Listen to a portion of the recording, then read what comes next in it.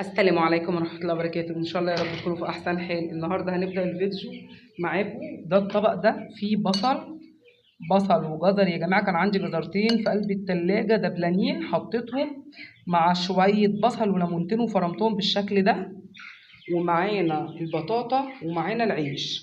هنلخبطهم مع بعض وهوريكم هنحط توابل ايه. بصوا يا جماعة، معانا البصل اهو على العيش على العلف. انا هحط بسم الله معلقتين كزبره، وفي حاجه تانية يا جماعه انا عايزه اقول لكم عليها بس نحط التوابل الاول.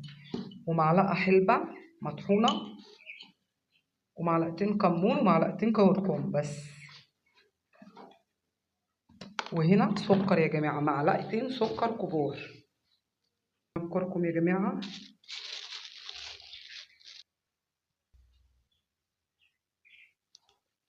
وكيس الخميره يا جماعه كيس بس، دول حوالي، هتحطي بقى مثلا حسب